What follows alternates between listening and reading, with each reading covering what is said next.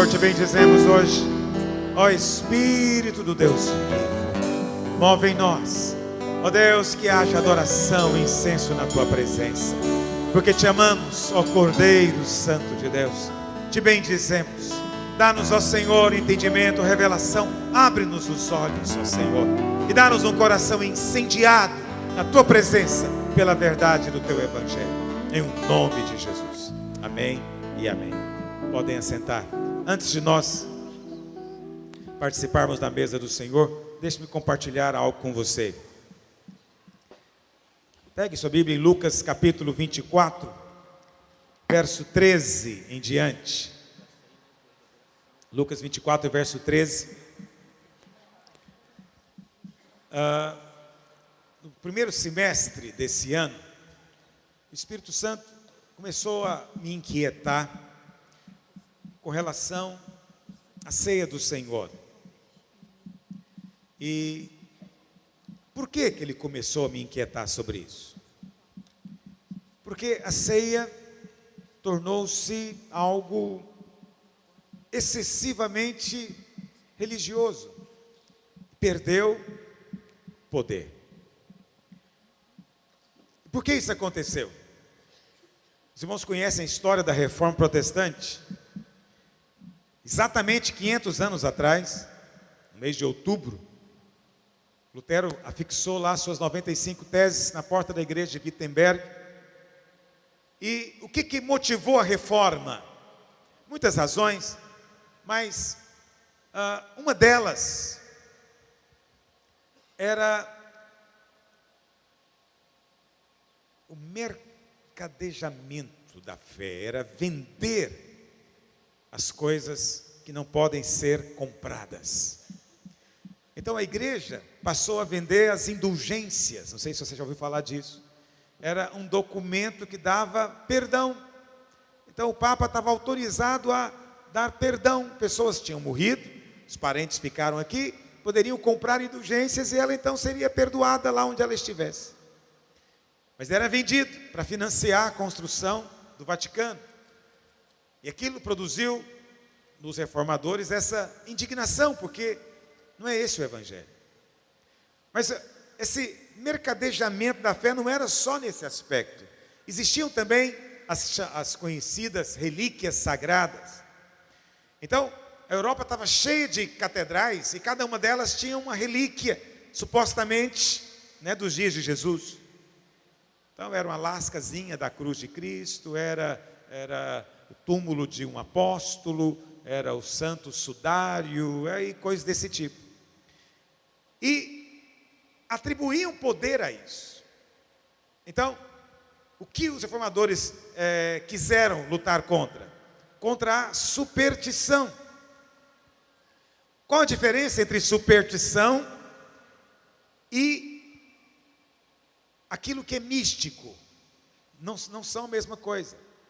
O cristianismo essencialmente é místico. Por quê? Místico significa que nós cremos num Deus que é invisível, nós conversamos com Ele, nós cremos que Ele fala conosco. Tudo isso são coisas místicas dentro de nós. Muitos irmãos têm visões, veem anjos, não é? Outros veem demônios. Tudo isso são coisas místicas. Então, não dá para tirar o aspecto místico da vida cristã. Mas o que é a superstição? Superstição é diferente. Superstição é atribuir poder mágico a um objeto, a uma cerimônia ou a um comportamento. Entendeu o que eu estou dizendo? Então, por exemplo, você acredita que tem um poder nessa água. Quando eu atribuo um poder a essa água, isso é superstição. Entendeu? Então, tem pessoas no mundo que tem superstição, que usa objetos, trevo de 4 folhas, ferradura atrás da porta, aquela figa, aquela mãozinha, e coisas desse tipo, são superstições. E na igreja existem superstições. Hoje em dia, existem superstições nas igrejas evangélicas? Muitas, infelizmente. Muita superstição. Então, atribui-se valor a uma vassoura sagrada, a um tapete sagrado, a um uma água sagrada, uma flor abençoada, entendeu? É uma terra que veio de Israel, uma água do Rio Jordão. Essas coisas eram as mesmas que tinham 500 anos atrás. Isso é superstição. Superstição pode ser um ato também. Então, muitas pessoas são supersticiosas, por exemplo, com o sinal da cruz, né?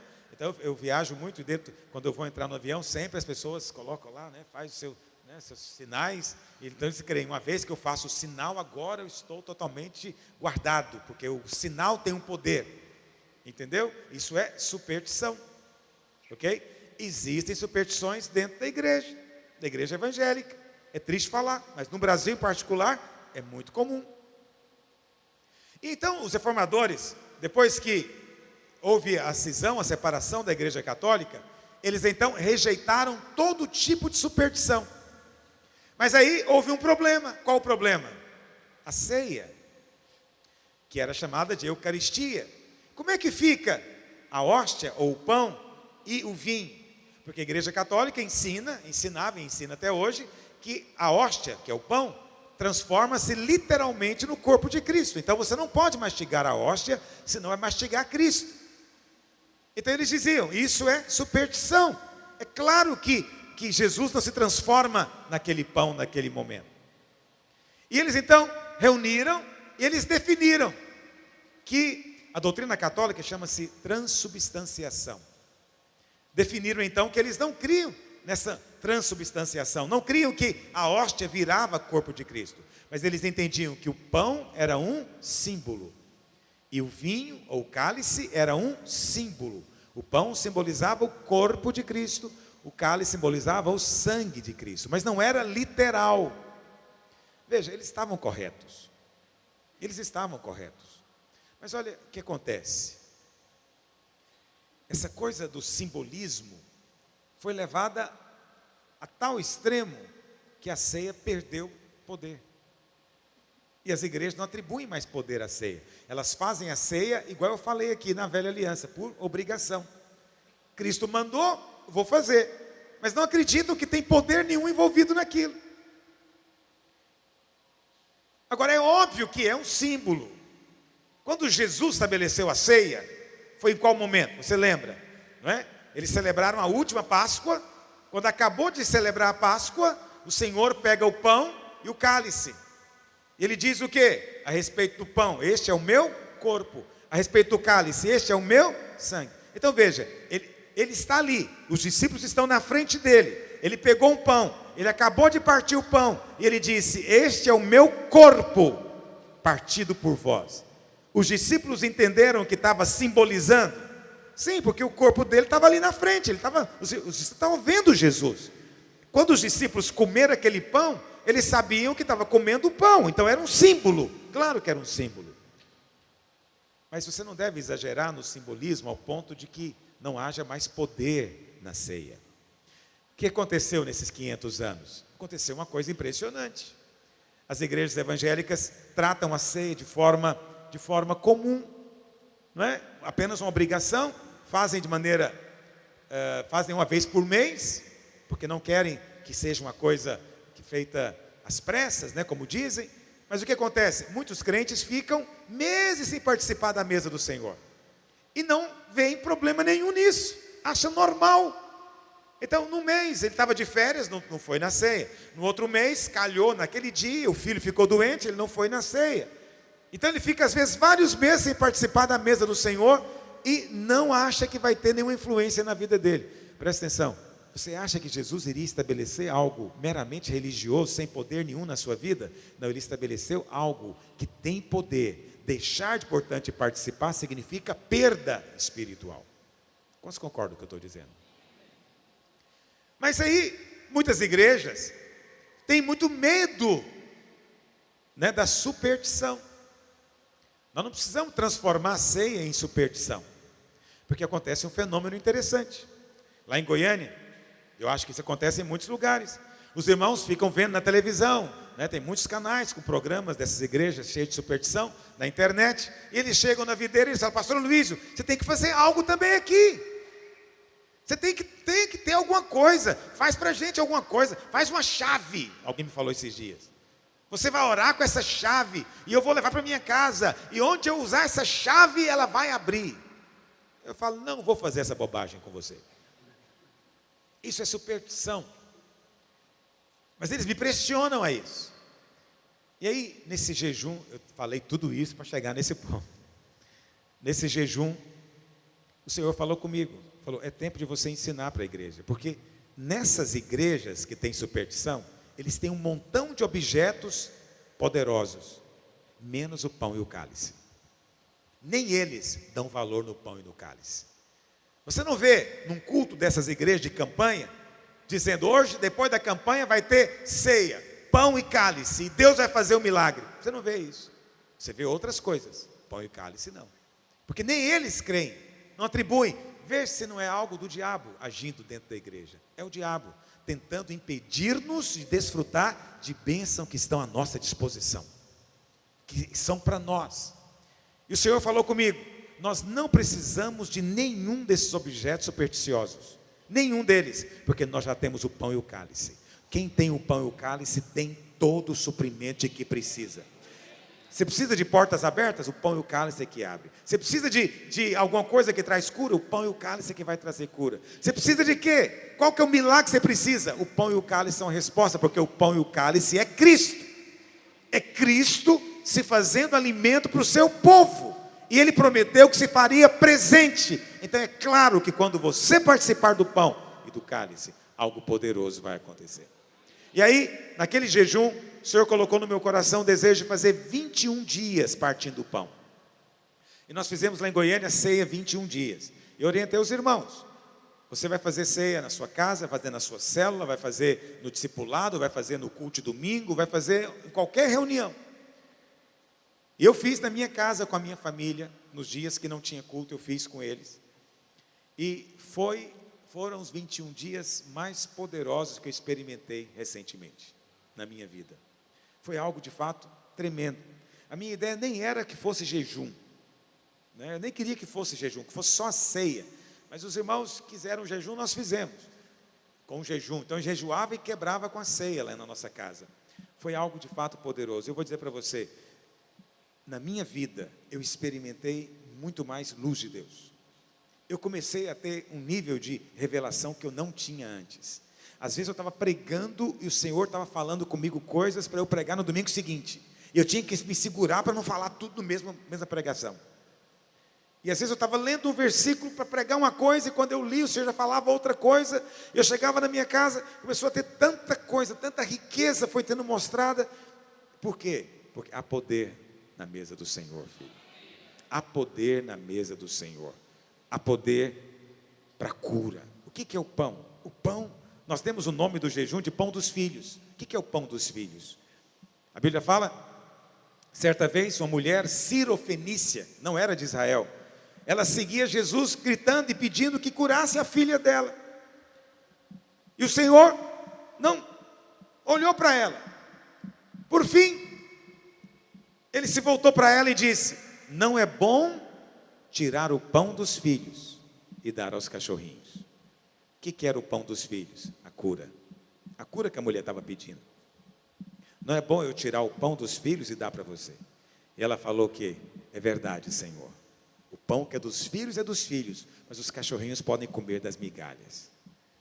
Naquela hora o Senhor disse, mulher, grande é a tua fé, pode ir embora, tua filha está curada. Uma migalha foi suficiente para curar a filha dela. Mas Jesus disse que nós temos o pão dos filhos. Onde é que está o pão dos filhos? Na mesa do Senhor. A mesa do Senhor tem a comida dos filhos. E a mesa do Senhor é essa que vamos servir agora. É a mesa do rei. O pão dos filhos traz cura. O que é o cálice? É esse perdão dos pecados. É isso que muitos crentes acham que é uma coisa banal, que ele não precisa de ouvir mais. Mas acredite, o maior problema dos crentes chama-se acusação e condenação. Acredite, a maior estratégia do inferno chama-se acusação, porque o nome do diabo é Hassatan. Satanás significa o acusador, é o trabalho dele. O que ele faz é te acusar o tempo inteiro. Ele acusa pelo que você fez, acusa por não ter feito, ele acusa até por nem ter lembrado de ter feito. Qualquer jeito ele vai acusar. O crente que entende que a batalha principal dele é contra a condenação e a acusação, ele já começa a ter vitória. Por quê que precisamos de lembrar disso? Por isso o Senhor estabeleceu. Você tem que comer o pão, beber o cálice. E cada vez que beber o cálice, você mostra para o diabo e diz: está vendo? Ele não se lembra dos meus pecados. Das minhas iniquidades jamais vai se lembrar. E quando você sabe que Deus não se lembra, você esquece também. Você tem paz. Mas enquanto você pensa que Deus está vendo e está lembrando, você não tem paz. A mesa do Senhor é fundamental para nós. Esse lembrar constante é fundamental. E hoje lá em Goiânia, meu desejo é começar a fazer a ceia todo domingo. Todo domingo. Estou trabalhando para fazer uma logística para isso, para facilitar, para fazer algo prático, para ser rápido. E a gente poder fazer a ceia no louvor, fazer a ceia na hora da oferta, fazer a ceia na pregação, em qualquer momento do culto. Porque você sabe, nós transformamos o louvor com música no centro do culto. Outras igrejas transformaram a pregação no centro do culto. Mas nos dias dos apóstolos, eles se reuniam para partir o pão. Não era para ouvir pregação, nem era para cantar cânticos, ainda que eles faziam tudo isso. Eles cantavam ao Senhor com salmos, hinos e cantos espirituais, com gratidão no coração, e eles também ensinavam doutrina, ensino. Mas o alvo deles ao se reunir era partir o pão. Nesse sentido, a Igreja Católica permanece mais fiel do que nós. Porque o ponto central da missa não é a pregação, nem é o louvor, é a Eucaristia. O ponto central é comer de Cristo. Comer de Cristo. Vocês estão entendendo o que eu estou dizendo? Mas o nosso meio comer de Cristo perdeu o sentido. É preciso fazer algo sobre isso. Eu sinto no meu espírito que é tempo de restaurarmos isso na vida da igreja. Você sabe, em Atos 2, no verso 46, diz que eles partiam pão de casa em casa diariamente. Mas depois, lendo Atos, você vê que eles partiam pão aos domingos. Você vê que eles se reuniam semanalmente. Então nós podemos voltar ao padrão de Atos. Quantos querem voltar ao padrão de Atos? Eu quero. Eu quero voltar ao padrão de Atos. Porque há poder nisso. Há poder envolvido nisso. E lá em Lucas, vou usar o texto de Lucas para a gente compartilhar aqui rapidamente antes de comer o pão, beber o cálice. Aqui em Lucas, capítulo 24, a partir do verso 13, nós temos o dia em que o Senhor ressuscitou. Você conhece a história? O Senhor ressuscitou. Quem foi a primeira a testemunhar da ressurreição? Foi Maria Madalena. Ela vai ao túmulo bem cedinho. Quando ela chega lá, a pedra está mexida. Ela volta correndo para chamar Pedro. Pedro e João vão lá ver, e de fato, creem que ele havia ressuscitado, mas Maria não entendeu.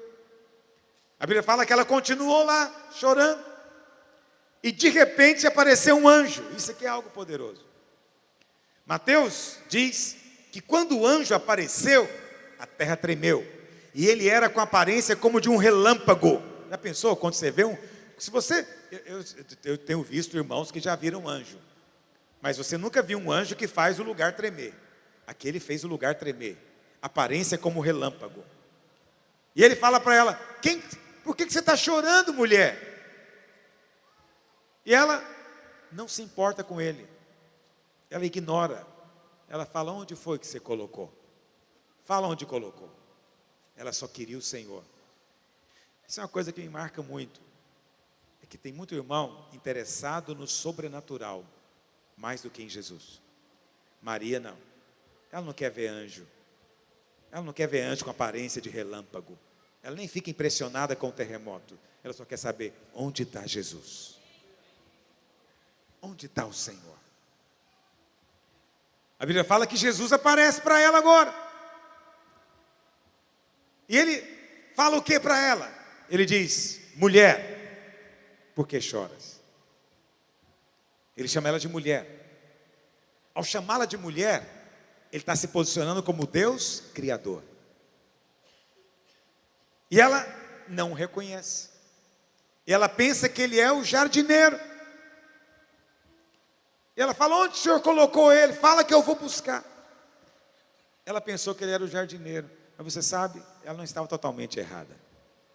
O primeiro homem, Adão, foi um jardineiro também. A primeira profissão do mundo foi a de jardineiro, ao contrário de que dizem as más línguas. Adão era jardineiro, Deus deu um jardim para ele cuidar, mas ele não cuidou, e a morte entrou. Mas agora o Senhor Jesus é colocado no jardim, para vencer a morte. Ele vence a morte do primeiro jardim, mas nesse novo jardim, que ele cuida, ele se levanta para a vida.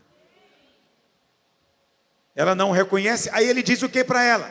Maria. Quando ele diz Maria, imediatamente ela abre os olhos e responde o quê? Rabone, mestre. Ela reconheceu. Por que ela reconheceu? Porque ele falou o nome. As ovelhas conhecem a voz do seu pastor. Agora já não é mais o criador falando, mulher. Agora é o pastor dizendo o nome da sua ovelha, Maria. O Senhor conhece você pelo nome.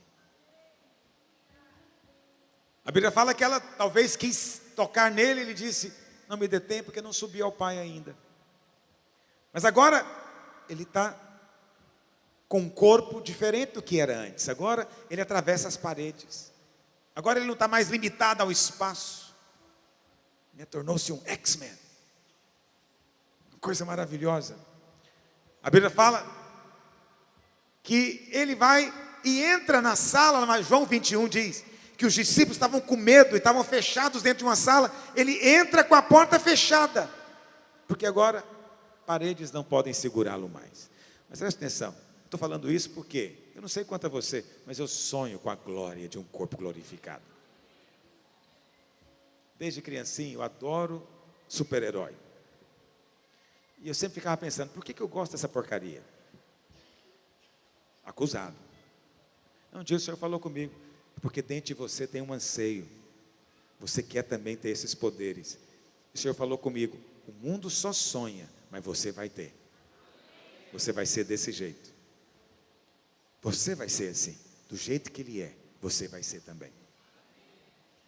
Mas o Senhor não foi só conversar com os discípulos ali, Ele apareceu também para 2 discípulos no caminho de Emaús. Muitos mestres dizem que era um casal. Eu creio também que era um casal. Menciona-se só o nome de um, Cleopas, mas eu creio que também era um casal. Por que era um casal? Porque a palavra de Deus ela é perfeita. Foi um casal que teve os olhos abertos para o pecado. Agora um casal vai provar daquilo que o primeiro não pôde provar. E vai ter os seus olhos abertos para Deus. Vamos ler. Naquele mesmo dia, ou seja, que dia que é esse aqui, meus irmãos? Domingo. Domingo da ressurreição. 2 deles estavam de caminho para uma aldeia chamada Emaús, distante de Jerusalém, 60 estádios. Iam conversando a respeito de todas as coisas sucedidas. E aconteceu que, enquanto conversavam e discutiam, o próprio Jesus se aproximou e ia com eles. Seus olhos, porém, estavam como que impedidos de o reconhecer.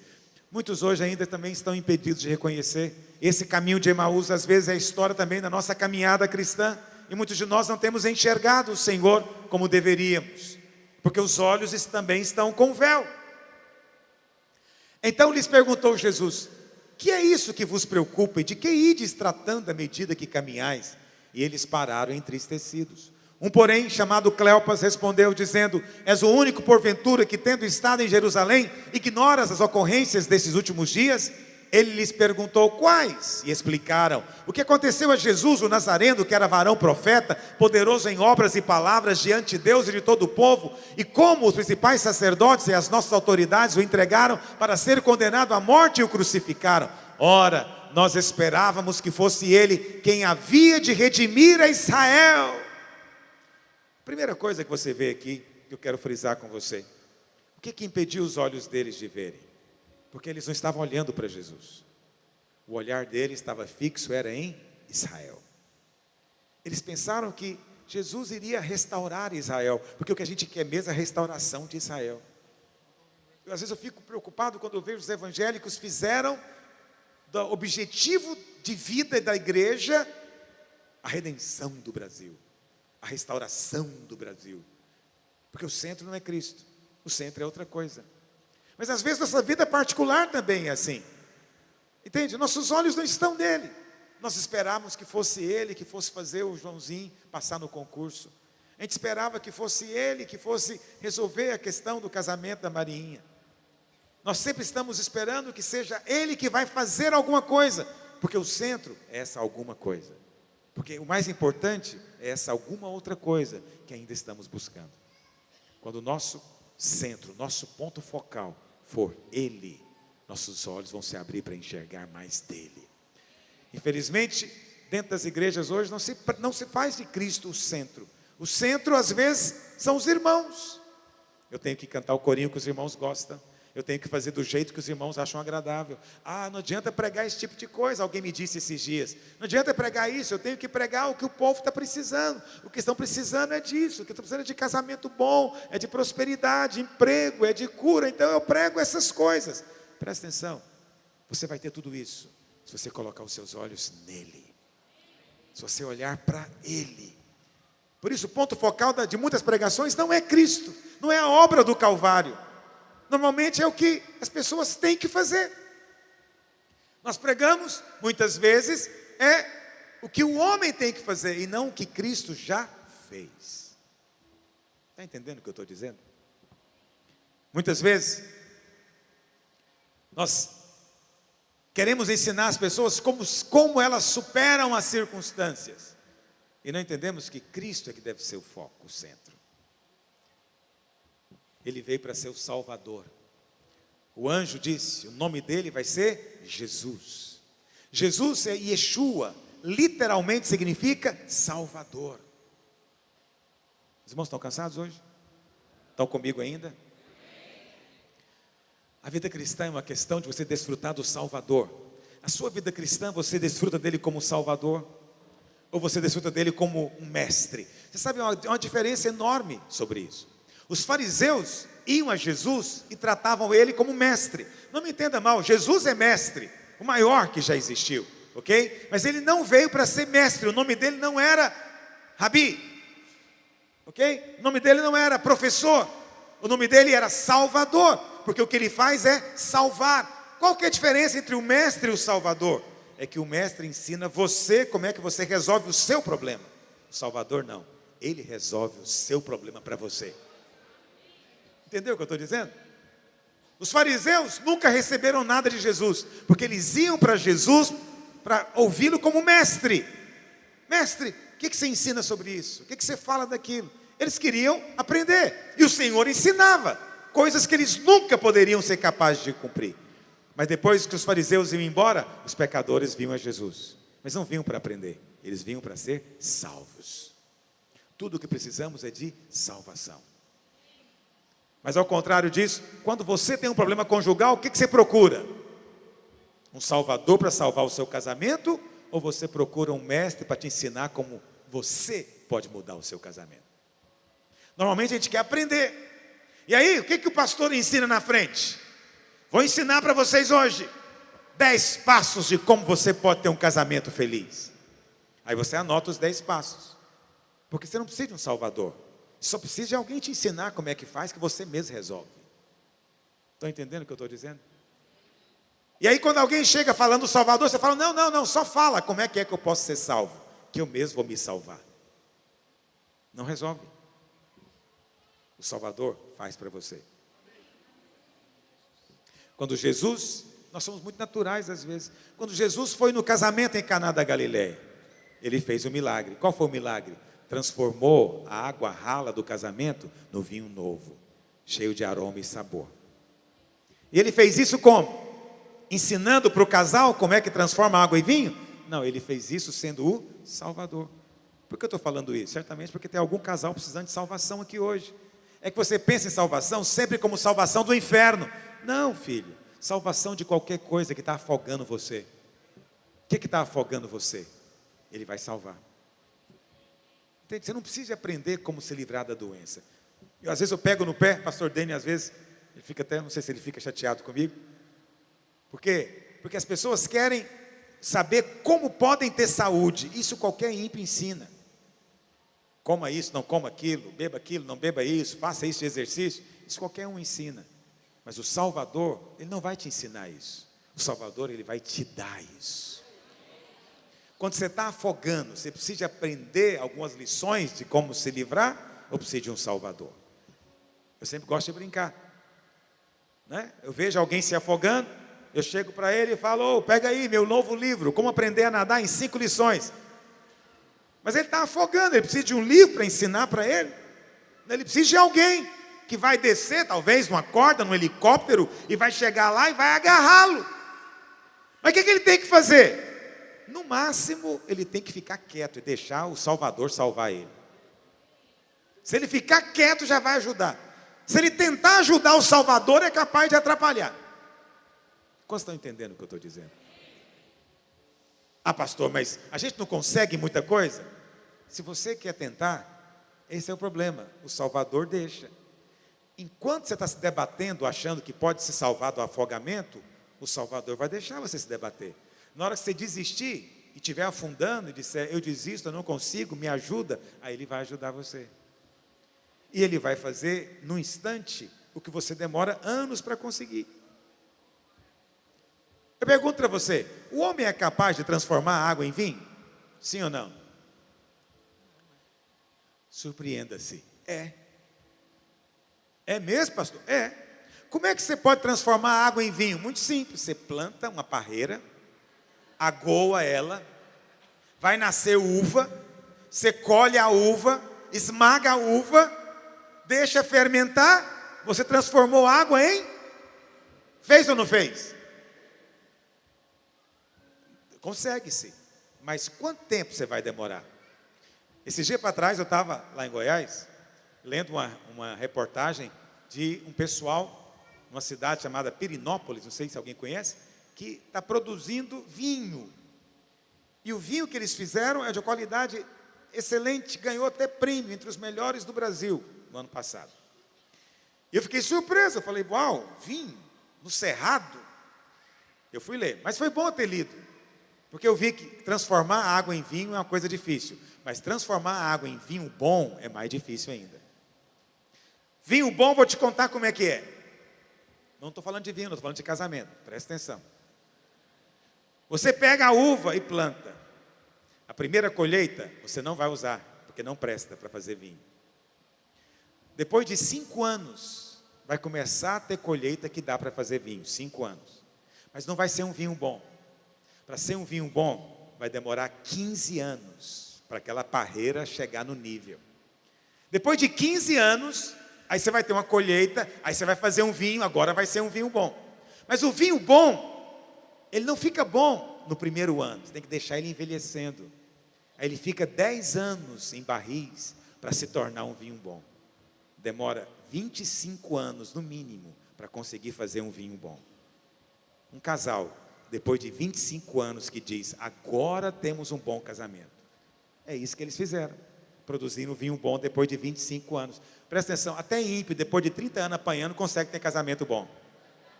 É verdade ou não é? Eu ouço isso de vez em quando, gente de 30 anos de casar dizendo: "Espera, quando você chegar na nossa idade, você vai conseguir ter um vinho bom". Jesus fez isso na festa de casamento para eles. Você pode ter vinho bom no primeiro dia do seu casamento, mas isso só se Jesus estiver lá, o Salvador. Se o Salvador te salvar, vai fazer. Agora, se você quiser aprender a fazer vinho bom, já vou te contando, 30 anos de casamento. O que você prefere? Aprender com 30 anos, apanhando, levando bordoada? Não do marido, não, de Deus, da circunstância. Ou você quer um milagre sobrenatural? O cristianismo é algo sobrenatural, filho. Coisas acontecem de forma sobrenatural.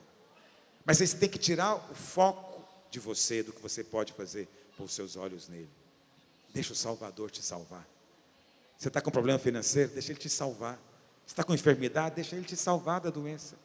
Qual que é o seu problema? A igreja não cresce? Deixa Ele te salvar de uma igreja que não cresce. Uma célula que não multiplica? Deixa Ele te salvar de uma célula que não multiplica. Ele é o Salvador. Vocês estão compreendendo o que eu estou dizendo? Mas muitos de nós não enxergamos e transformamos o cristianismo em autoajuda. Virou uma religião de autoaperfeiçoamento. Você quer vir todo domingo e ouvir o pastor te falar fórmulas, passos, como é que você pode fazer? Não, eu não vim aqui te contar nada que você pode fazer hoje. Eu vim aqui te contar coisas que Ele já fez e pode fazer por você. Quanto mais você ouvir isso, mais milagre você vai ter na sua vida. Quantos dizem amém? Vamos continuar lendo. Verso 22. É verdade também que algumas mulheres das que conosco estavam nos surpreenderam tendo ido de madrugada ao túmulo e não achando o corpo de Jesus, voltaram dizendo terem tido uma visão de anjos, os quais afirmam que ele vive. De fato, alguns dos nossos foram ao sepulcro e verificaram a exatidão do que disseram as mulheres, mas não o viram. Então lhes disse Jesus: honestos e tardos de coração, para crer tudo que os profetas disseram. Porventura não convinha que o Cristo padecesse e entrasse na sua glória? Presta atenção, olha o que ele diz. E começando por Moisés, aqui é Gênesis, Êxodo, Levítico, Números, Deuteronômio, Pentateuco, Torá no original. Começando por Moisés, discorrendo por todos os profetas, expunha-lhes o que a seu respeito constava em todas as escrituras. Jesus mostrou de Gênesis a Malaquias tudo o que estava lá sobre ele. Agora, por que que ele não falou para os discípulos, aqueles dois?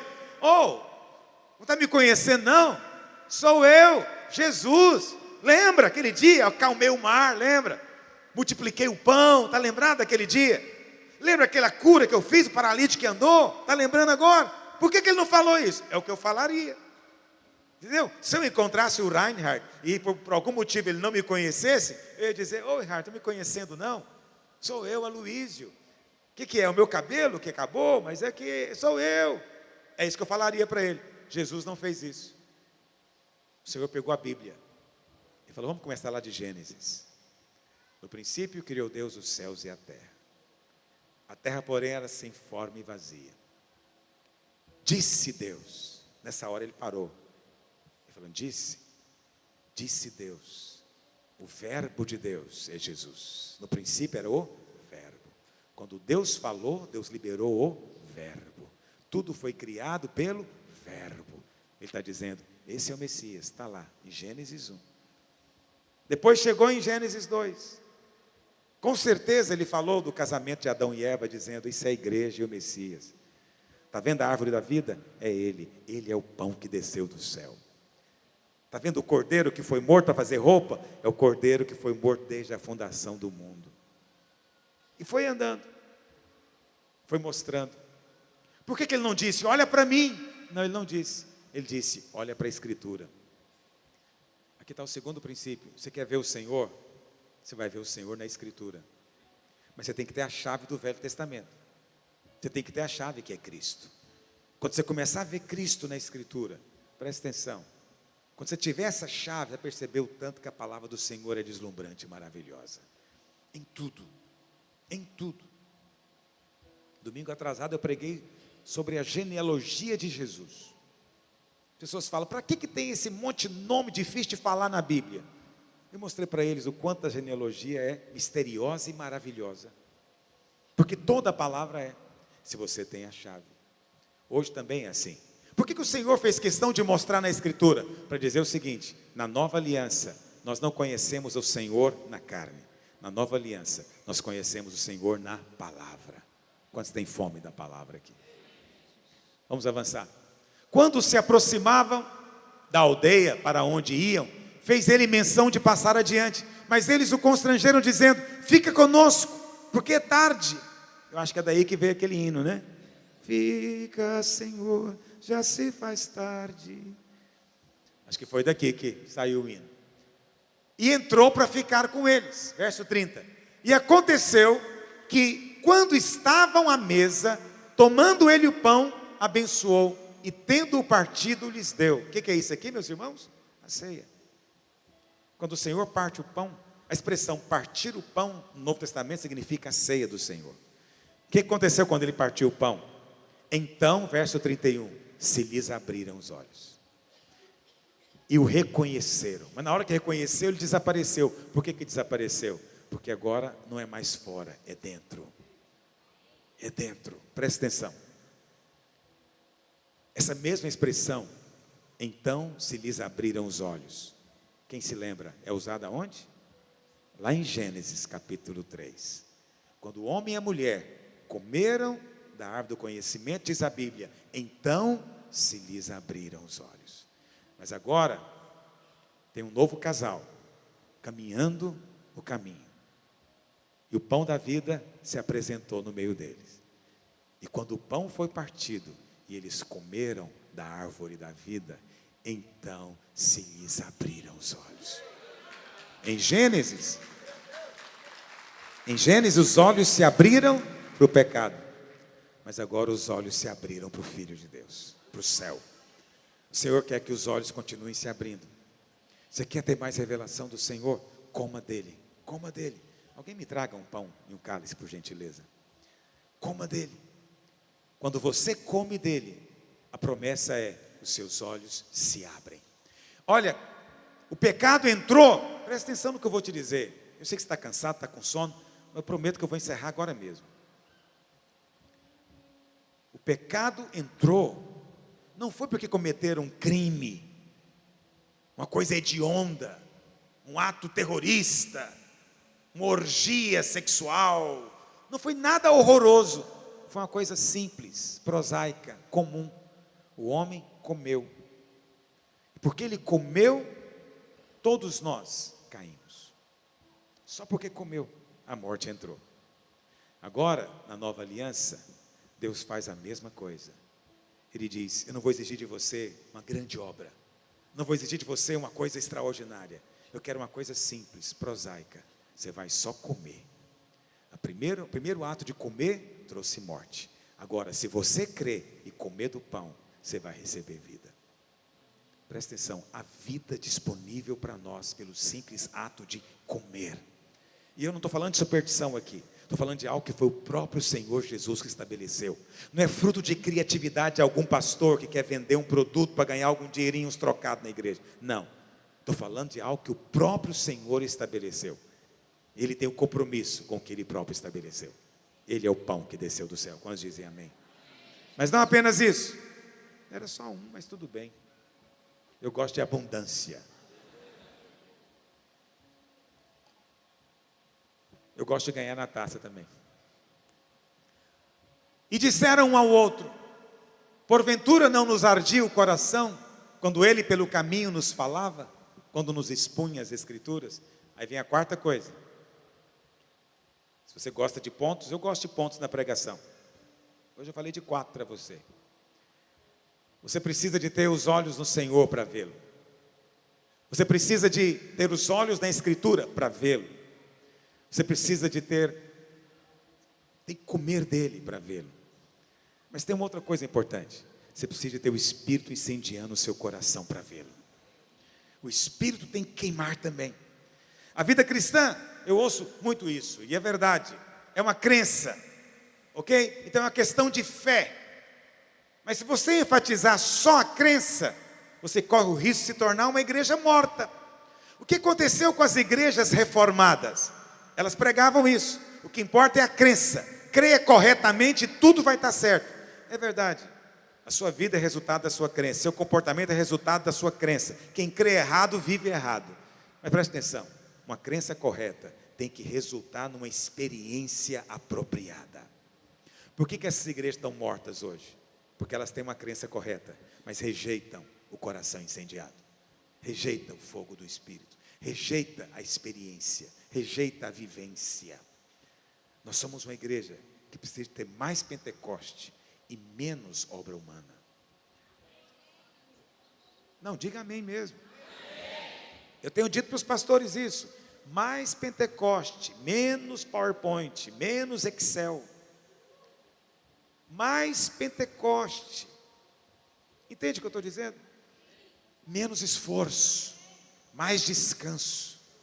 Quanto mais o coração está incendiado, mais descanso você tem. Quanto menos coração incendiado, mais força faz. Alguns me questionam: pastor, é difícil liderar essa obra? Eu falo: eu não sei, eu não faço nada. Mas você não faz nada? Nada. Não sou eu que faço, Reinhard. Nem o Reinhard também. E o que eu faço é me divertir. Me divirto viajando esse Brasil afora. Para mim, eu sei que você pode achar que eu estou aqui trabalhando. Não estou. Eu estou aqui me divertindo com você. Espero que você tenha prazer como eu tenho aqui. Porque se você tiver o prazer de ouvir como eu tenho de falar, nós estamos bem na foto. Olha para cá. Porque eu tenho que me vigiar para nunca passar da hora. E eu sempre quero passar da hora. O véu é que te impede de ver o Senhor. Vou terminar falando disso. Você sabia que a palavra ló significa véu no original? Ló. E é interessante. Por quê? Porque lá em Gênesis capítulo 13, fala que no dia em que Abraão se separou de Ló, Deus disse para ele: olha para o norte, para o sul, para o leste e para o oeste, vou te dar tudo isso. Presta atenção, no dia em que o véu foi tirado de Abraão, Deus disse para ele: agora você olha, que você vai ver. O que é o véu?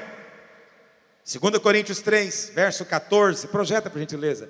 2 Coríntios 3, verso 14 diz que o véu é a lei. O véu é a lei. Mas os sentidos deles se embotaram, pois até hoje, quando fazem a leitura da antiga aliança, o véu permanece. Verso 15, até hoje, quando é lido Moisés, o véu está posto sobre o coração deles. Mas quando alguém se converte, o véu é tirado. Presta atenção, o véu é a lei, o véu é Moisés. Quanto mais você vive confiado na justiça própria, quanto mais você vive confiado no merecimento, quanto mais você vive achando que você tem que conquistar sua justiça pela obediência aos mandamentos, mais lei você tem na vida. Quanto mais vive na lei, menos enxerga, porque a lei é o véu. A lei é o véu que te impede de ver. Então, quando eu venho aqui pregar para você a graça de Deus do Evangelho, eu não falei a palavra graça nenhuma vez hoje, mas acredito, falei de graça o tempo inteiro. Falei de favor o tempo inteiro. Quanto mais você entender esse favor e essa graça, mais a lei é eliminada. Quando a lei sai de cena, é como Ló, seus olhos se abrem. Aí você pode enxergar, olha para o norte, olha para o sul, olha para o leste, para o oeste. Você vai ver a revelação esperando por você. A glória de Deus liberada para nós. E presta atenção, já está disponível na mesa do Senhor. Não temos que buscar um mover novo, algo novo. Temos que voltar para aquilo que a palavra de Deus diz. Eu quero comer dele, eu quero beber dele, que eu quero ser cheio dele. Quantos querem também isso na sua vida? Fique em pé, nós vamos cantar um cântico. Enquanto nós cantamos, os servos vão distribuir o pão e o cálice. Você segura com você, vamos participar junto da mesa do Senhor. Podemos cantar um cântico? Teu sangue leva-me além, a todas as alturas, onde ouço a tua voz, fala de tua justiça pela minha vida. Jesus, este é o teu sangue.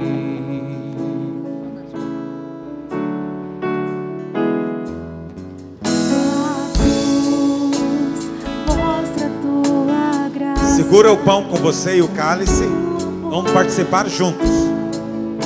E prepara para nós um caminho para Ele, onde posso me achegar somente pelo sangue.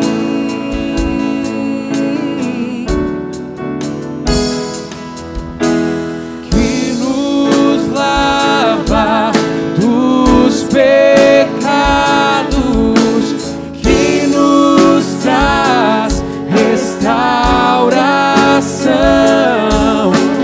Nada além do sangue, nada além do sangue de Jesus,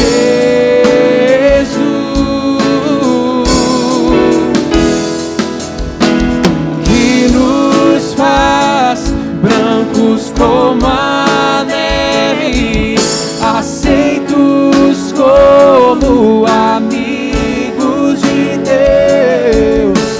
Nada além do sangue, nada além do sangue de Jesus.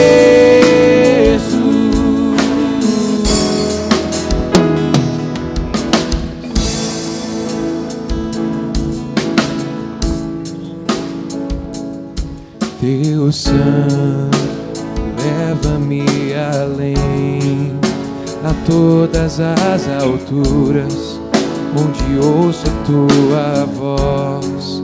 Fala de tua justiça pela minha vida. Jesus, este é o teu sangue.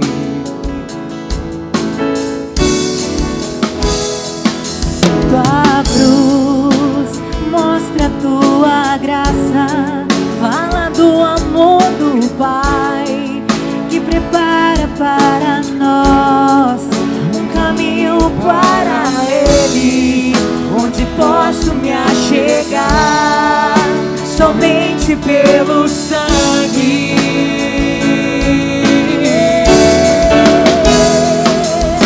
O que nos lava dos pecados, o que nos traz restauração. Nada além do sangue, nada além do sangue de Jesus,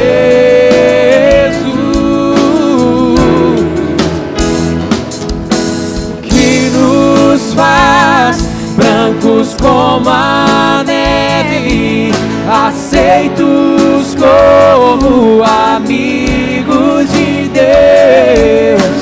Nada além do sangue, nada além do sangue de Jesus.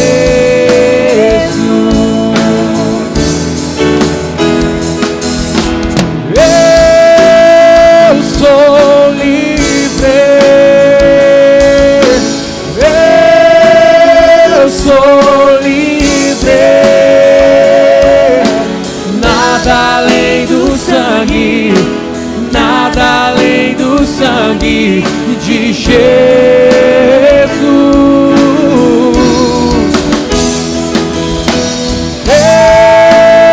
Eu sou livre, eu sou livre. Nada além do sangue, nada além do sangue de Jesus.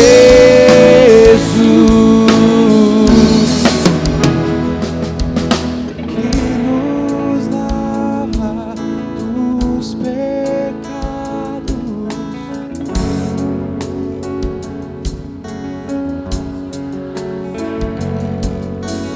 Nada além do sangue, nada além do sangue de Jesus.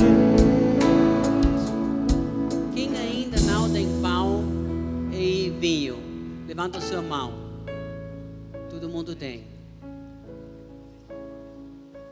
Quem ainda não tem? Todo mundo tem? Lift your bread to Levante heaven. seu pão. Jesus said in the night that he was betrayed, Jesus disse na noite que ele foi traído: "This is my body, esse é o meu corpo broken for you." e é partido por você. This body was broken Esse corpo foi partido so that your body can be healed. para que o seu corpo seja curado. Repeat after me. Repita após mim. Jesus, Jesus, thank you obrigado for your broken body. pelo seu corpo partido. I receive Eu recebo the healing a cura that belongs to me que pertence a mim through this broken body. através desse corpo partido. I accept Eu aceito the power o poder and the life e a vida that your broken body que o seu corpo partido has brought to me. trouxe a mim. Now lift up your cup. Agora levante seu cálice. In the night that Jesus was betrayed, Na noite que Jesus foi traído, he took the wine ele pegou o vinho and he said, e ele disse: "This is the blood esse é o sangue of my new da covenant." minha nova aliança. Now repeat after me. Agora repita após mim. Jesus, Jesus, thank you obrigado for the new covenant. pela nova aliança.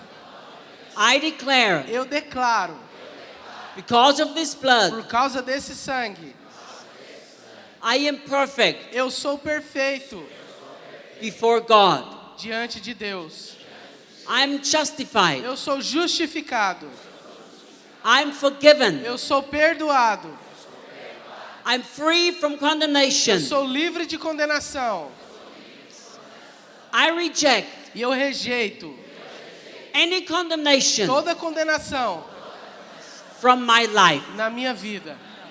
I accept Eu aceito the perfect new covenant, a nova aliança perfeita.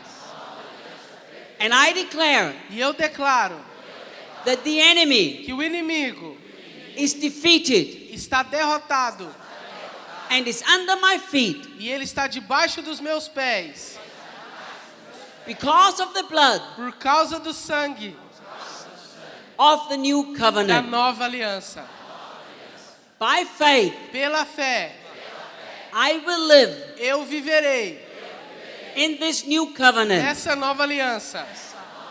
I am free. Eu sou livre, I am forgiven. eu sou perdoado And I have peace with God. e eu tenho paz com Deus. Take your bread and share it with one person near you. Pega o seu pão, compartilhe com a pessoa perto de você. I like to do this. Eu gosto de fazer isso. I like to take the bread, Gosto de pegar o pão. but you can feel free how you do it. Você pode ficar à vontade como você vai But I fazer. like to do Mas this. eu gosto de fazer isso. I am in a covenant with you. Eu estou numa aliança com você.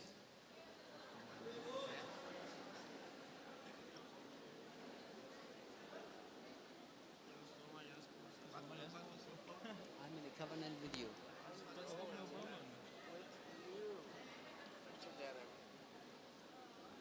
And then take the wine and drink the wine. E pega o vinho também e faça Share, esse. share it with your brother. Compartilhe com seu irmão.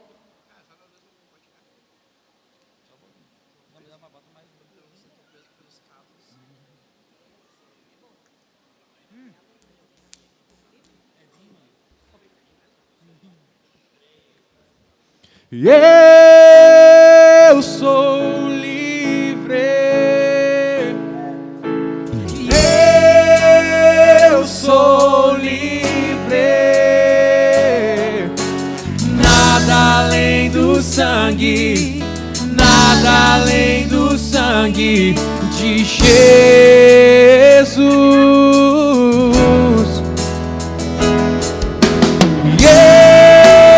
Eu sou livre. Eu sou livre. Nada além do sangue, nada além do sangue